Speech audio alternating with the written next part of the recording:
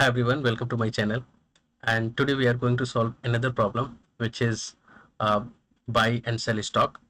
And this is very classic and being asked in the interview a lot. And the reason is very simple, क्योंकि इसमें variation बहुत ज़्यादा है. जैसा हमने प्रीवियस वीडियो में देखा था, वहाँ पे पहले हम ब्रूट फोर्स से करते थे, देन उसका ऑप्टिमल तरीका, and now another variation of the same problem जो हम आज के वीडियो में देखने वाले हैं.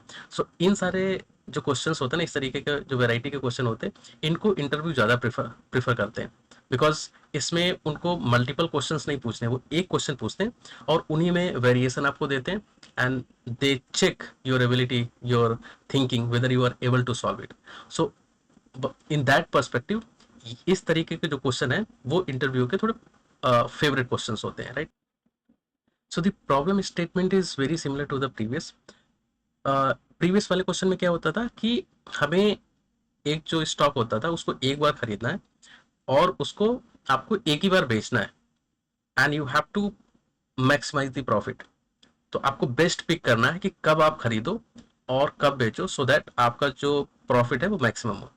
लेकिन इस क्वेश्चन में क्या है, if you see the rules, right, यहाँ पे आप देखोगे तो रूल है, आप अनलिमिटेड ट्रांजेक्शन कर सकते हो. सो आप मल्टीपल टाइम्स उसको खरीद सकते हो और बेच सकते हो, ठीक है. दूसरा इसका रूल क्या है कि आप पहले उसको खरीदोगे और तभी उसको बेचोगे. आप ऐसा नहीं कर सकते हो कि आपने पहले ये खरीद लिया, फिर ये खरीद लिया, फिर ये खरीद लिया, उसके बाद आप बेचना चालू कर रहे हो. तो आपका ऐसा नहीं होना चाहिए, buy buy and then sell and sell. आपको पहले बाई करना है, then you have to sell it, then again you have to buy it, then you have to sell it, right. तो आपको अल्टरनेट तरीके से करना पड़ेगा.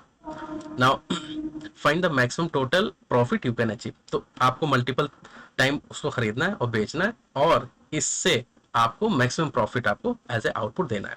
तो इस सवाल में अगर देखोगे तो इसका आंसर क्या होगा. अगर आपने 1 रुपए में खरीदा और आप 5 रुपए में बेच रहे हो, यहाँ पे आपको कितना प्रॉफिट होगा, यहाँ आपको प्रॉफिट होगा 4 रुपए का, राइट. फिर आप 3 रुपए में खरीदो और उसको 6 रुपए में बेच दो, कितना प्रॉफिट होगा, 3 रुपए. इन दोनों को जोड़ दो, this will become your maximum profit. ठीक है, ये पहला सवाल हो, तो पहला एग्जांपल हो गया. नाउ अगर इसमें दूसरे कोई भी आप कॉम्बिनेशन अप्लाई करोगे, that will not give you the maximum profit. दूसरा एग्जांपल देखते हैं. अगर हमारा इस ऑर्डर में है, तो आप 1 रुपए में खरीदा, 2 में बेच दिया, इसमें आपको कितना प्रॉफिट हुआ, इसमें प्रॉफिट हुआ आपको 1 रुपए का. आपने 2 में दोबारा खरीदा, इसको 3 में बेच दिया, आपको कितना, 1 रुपए का दोबारा प्रॉफिट हुआ.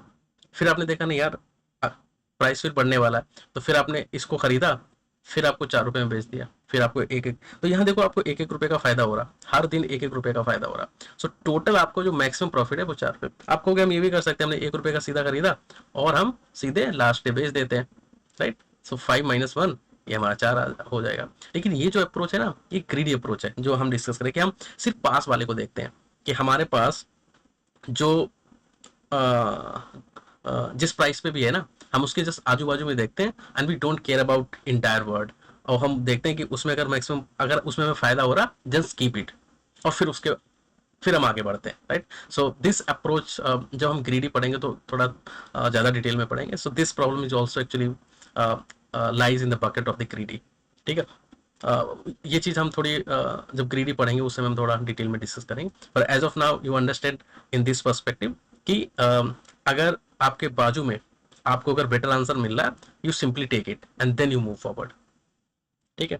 अब एग्जाम्पल अगर थर्ड देखोगे, इसमें क्या है, आपने 7 रुपए का अगर हम खरीदोगे, आने वाले दिनों में 6 रुपए का हो जाएगा, तो आप इसको खरीदोगे नहीं. अगर यहाँ 6 रुपए का है, 4 रुपए का, आप इसको भी नहीं खरीदोगे.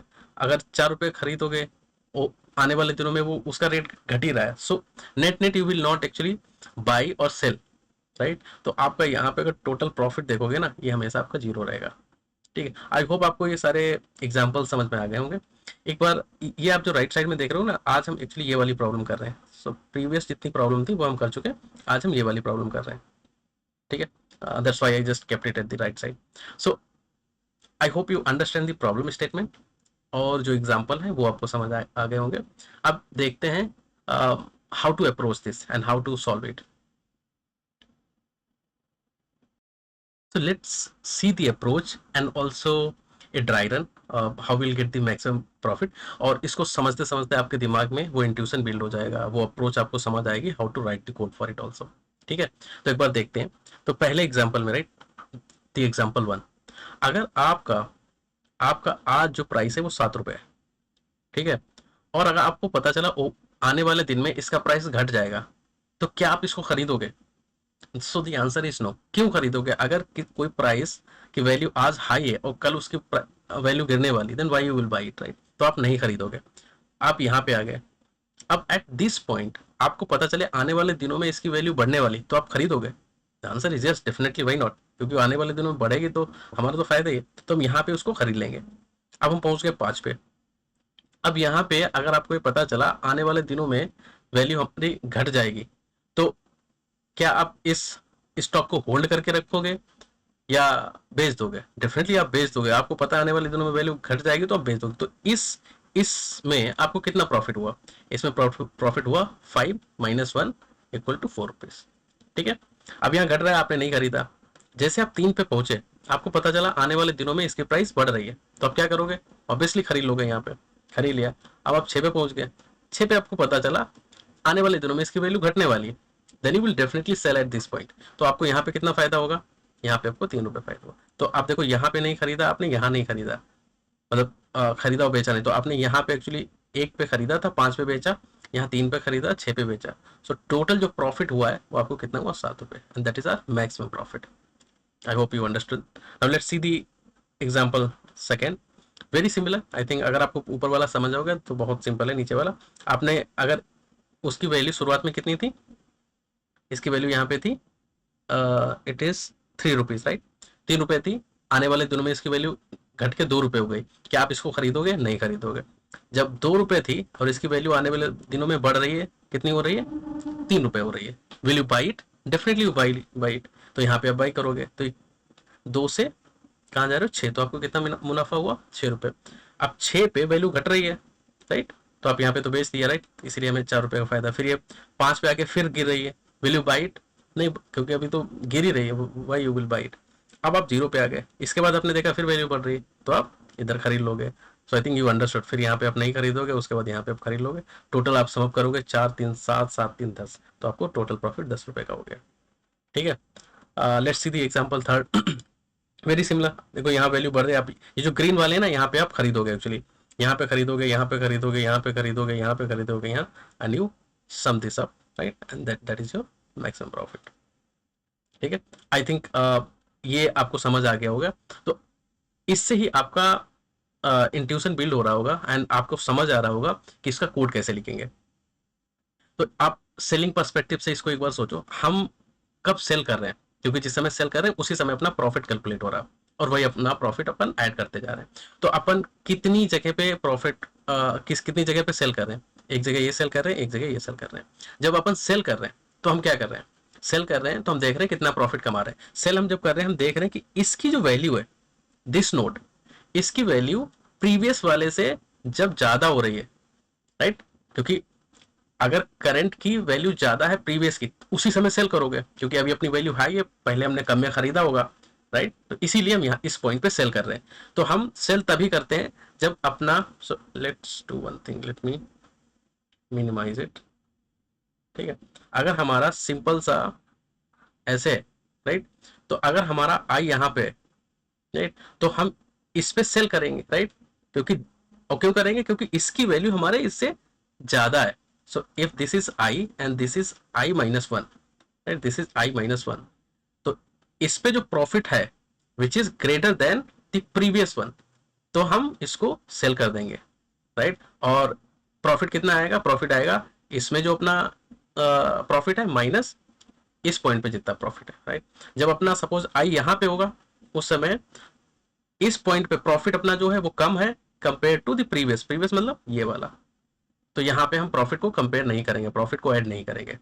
आई होप यू अंडरस्टूड दिस। अगर आपको ये समझ आ गया तो इसका एक बार कोड भी देख लेते हैं। कोड इसका बहुत सिंपल होगा। लेट मी, अच्छा मैं ऊपर सही लिखता हूँ। Let me remove this.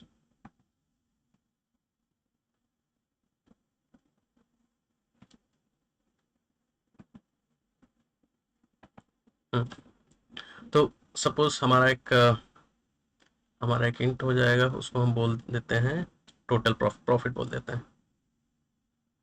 Profit equal to 0, right? शुरुआत में 0 है। फिर हमारा फॉर लूप चलेगा। आई इक्वल टू 0 से I is less than N and I plus plus. Writing अभी थोड़ी ख़राब है, इस पेन से मेरे को उतना हैंड्स ऑन नहीं है। ठीक है, तो अपना जीरो से लेकिन ये जीरो से नहीं चलेगा, जैसा मैंने बोला ना कि हम प्रीवियस से कंपेयर कर रहे हैं, so it will start from 1। ठीक है, फिर हम एक कंडीशन लिखेंगे जो हमने बताया था कि हम प्रीवियस से अगर हमारा जो कॉस्ट है, जो वैल्यू है वो ज़्यादा होगी तभी हम करेंगे, राइट। तो A of I, if A of I is greater than A of I minus one. ठीक है, A of I minus one. ठीक है, अगर ये ज़्यादा है, in that case only what we will do ये वाला जो प्रॉफिट है इसमें हम ऐड कर देंगे वो profit. Profit equal to profit plus plus यहाँ पे हम क्या लिख देंगे, A of I minus A of I minus one. ठीक है, सो आई थिंक राइटिंग थोड़ी खराब है, आई थिंक अभी अभी मैं कोड भी लीड कोड पे लिखूंगा, then you will get very clear picture. So अगर आप इसमें देखोगे, इसमें हमारा टाइम कॉम्प्लेक्सिटी कितना होगा, time complexity order of N, और स्पेस कॉम्प्लेक्सिटी कितना होगा, इसमें भी ऑर्डर ऑफ वन, राइट, क्योंकि हम कुछ एक्स्ट्रा यूज नहीं कर रहे हैं। सो आई होप आपको ये समझ आया आया होगा।